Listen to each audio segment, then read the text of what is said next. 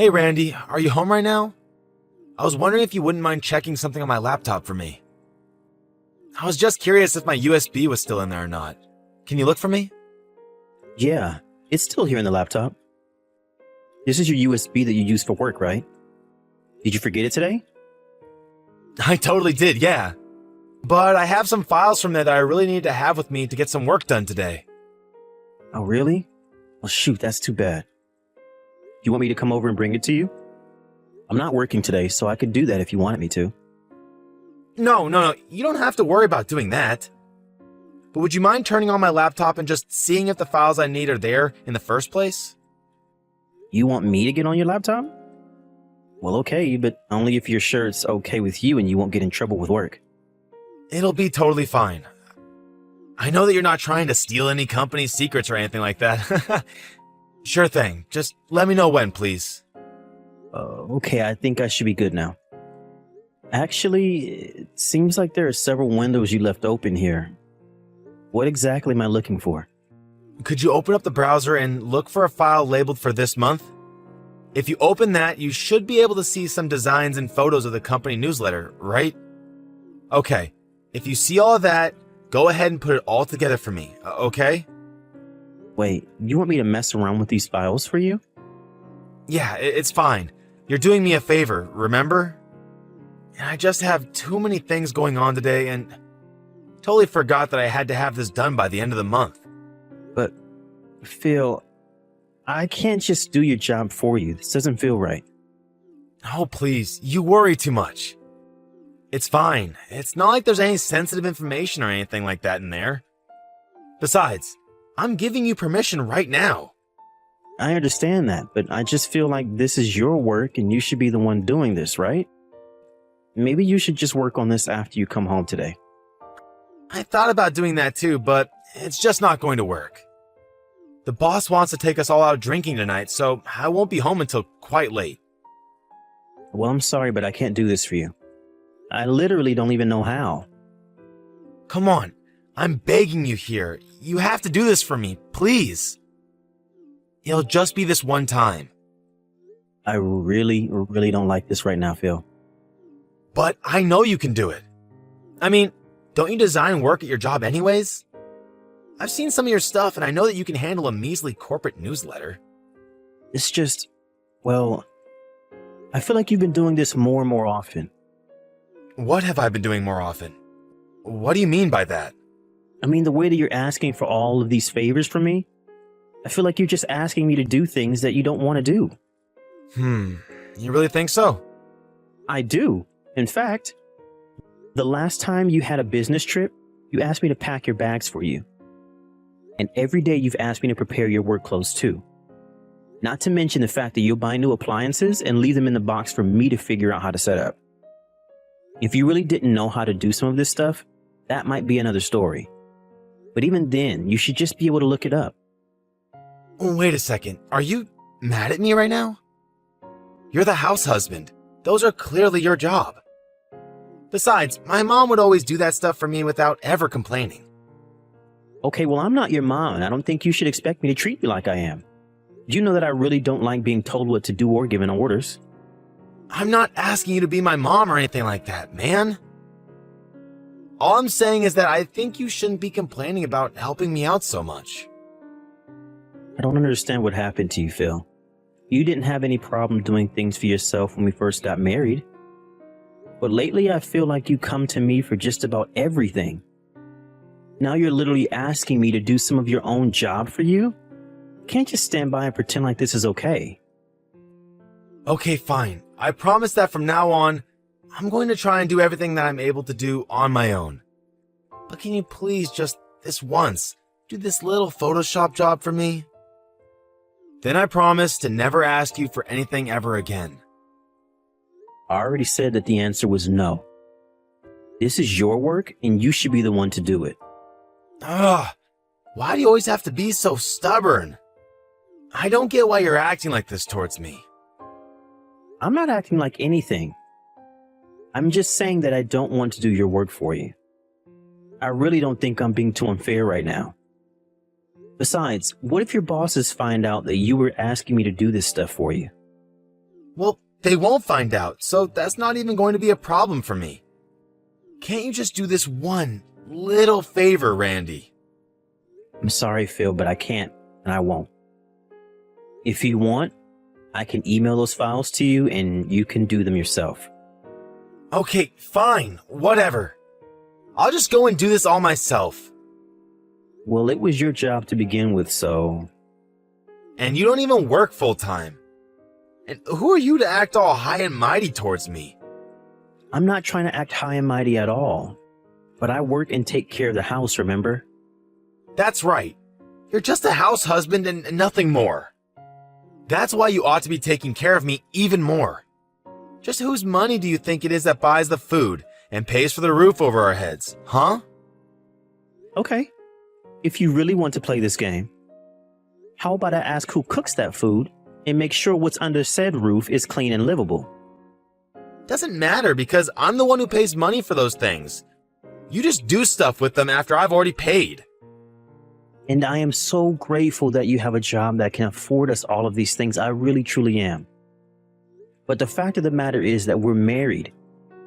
We're a team, and things would cost money whether we liked it or not. But right now, we're combining our powers, and that's how we agreed to live. But you're not doing your fair share. You're not helping me when I need it. You really don't think that I do enough for you around here? Oh, you know what? Just drop it already. I'm sick and tired of having this conversation over and over again. Hey, Randy, did you finally remake dinner for me? Nope, and I still haven't done that yet. Wait, what? Are you kidding me? Just how much time is it going to take for you to recook a lousy meal? Just what have you been doing? Well, I'm just about to hop in the shower, actually. You're about to get in the shower while your poor husband starves to death? Did you seriously just ask me that? Are you going to pretend like tonight didn't happen? You took one bite of what I had prepared for us to eat and got so upset that you dumped your bottle of beer on me. You complained the whole time that it wasn't as good as when your mom made it, and then you left and said that you weren't coming back until I had remade the entire dish. Well, it's not my fault that you don't know how to cook well. You should have learned what I like by now. I don't buy that. You haven't had any problems with the food I've made for you in the past. So what's changed so suddenly, huh? It's not a sudden change, Randy. I've always felt this way. I just never said anything about it until now. But the fact is, you've never been a good cook and all your food tastes so bland. I really don't know how that could be, since at this point I'm putting in at least double the seasoning that your mom uses in her recipes. If you have a problem with my cooking, then it's your mom's recipes that you have a problem with. That isn't true. I know what my mom's cooking tastes like, and it's always so good and rich with flavor. Maybe it just tastes bad because the person cooking it doesn't appreciate me enough and is always on my back for the smallest things. You mean the things that you're always dumping on me to do for you? It's not like I want to be complaining to you about these things. I'm only giving you things that I know you can handle. I don't get why you're making such a big deal over this. I mean, I'm the one who works, so you should support me. Isn't that fair? And just why do you think that you having a full-time job entitles you to whatever you want from me? There are things that you need to do, and you should stop sloughing them off onto me. I mean, you come home and do nothing but lie on the couch while I run around maintaining everything. Where's my support? Well, I'm tired from work when I get home. I understand that I may just work part-time, but I'm basically on call around the clock at home. You realize that, right? All you have to do is point or grunt for something, and I'm more than willing to grab it for you.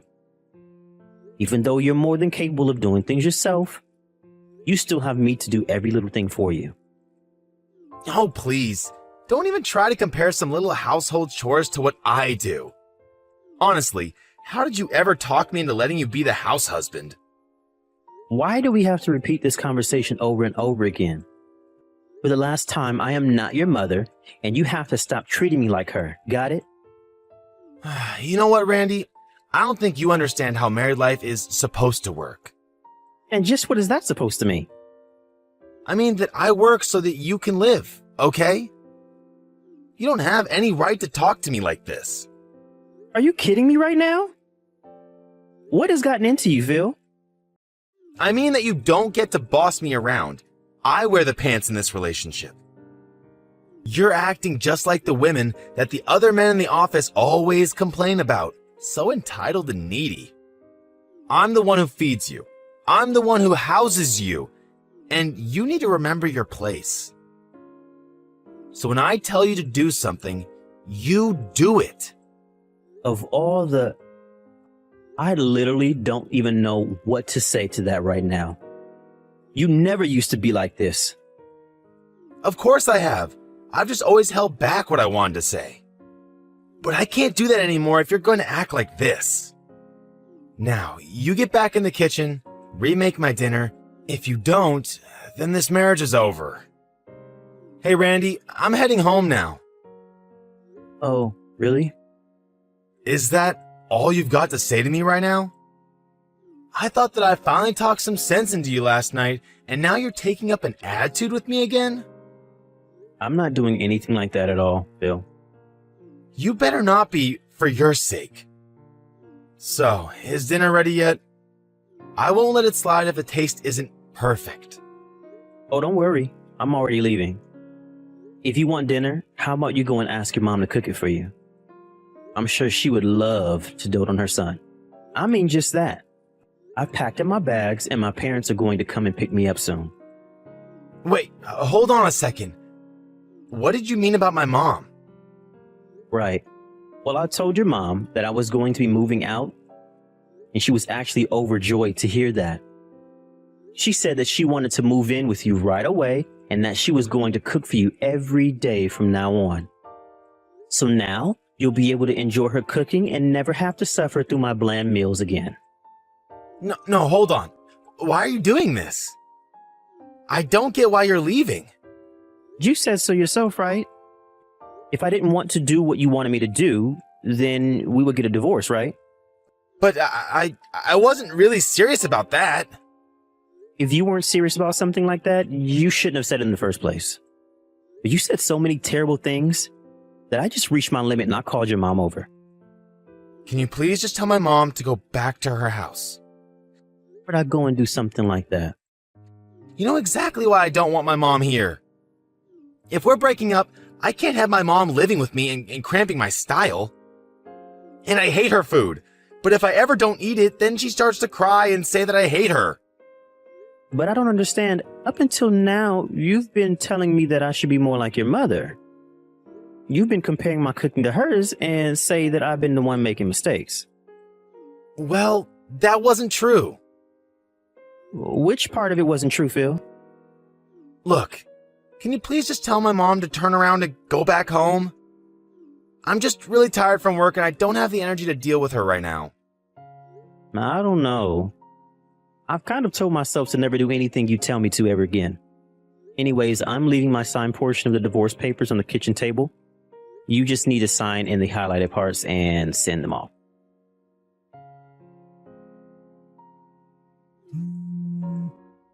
Randy, are you there? Please come back home. I really miss you. Can you please stop blowing up my phone with all of these calls and texts? I'm in the middle of dinner with my family right now. Please, I'm so sorry. I was acting like an idiot. Oh, really? You were? And how were you doing that? I said things I shouldn't have. And did mean things as well. And you're only realizing now how much of an idiot you've been? Well, it's not exactly like that. And what do you mean by that? Well, during that night I went out drinking with my coworkers. I was kind of grumbling about our marriage to one of my colleagues. He said that it's important for a husband to be strict with this, well, in my case, husband, and remind them of who is in charge. And that's why you poured your beer on me? To tell me that you were in charge? I'm sorry, but you just weren't listening to what I was saying. You really are an idiot, Phil. I was listening, but it doesn't mean I was going to do it. And you never listened to what I was trying to tell you. But I'm so glad you found a way to shift blame to someone else for this. Please, I really am sorry for all of this. I don't want to hear it from you, Phil. But now you'll have to deal with your actual mom here. And we'll see if you treat her the same way that you treated me with all of your nagging and hurtful words. Just being gay doesn't absolve you of being a man, Phil. And worse than that, it's clear that you're just still a boy who wants a mommy but not his mommy. Don't you go trying to psychoanalyze me. It was only that I couldn't find the words to really get my point across. And so you came up with stuff about your mom instead? I'm afraid that Freud would have a field day with that one. But you just kept comparing me to your mom because you wanted someone who would do everything for you without a single word of protest, am I right? You're right. About everything. I'm sorry. I promise to never act this way again. Just please forgive me. Please, come home. I will not. So then you really want to get a divorce with me? Well, first of all, you did pour beer all over me because, in your own words, I wasn't listening to you. Well, but You're right.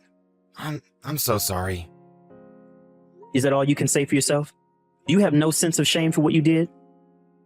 I have no idea how you could act the way you did without a second thought. You might not have injured me physically, but you still hurt me. Well, it's never ever going to happen again. I swear it. I was just acting out is all. Acting out? Well, at least that we can agree on. You were acting exactly like a spoiled child would. I didn't marry someone so that I could be their babysitter. Randy, please. I know that I've been a complete idiot this week, but my mom has been driving me crazy this week and I can't stand her anymore.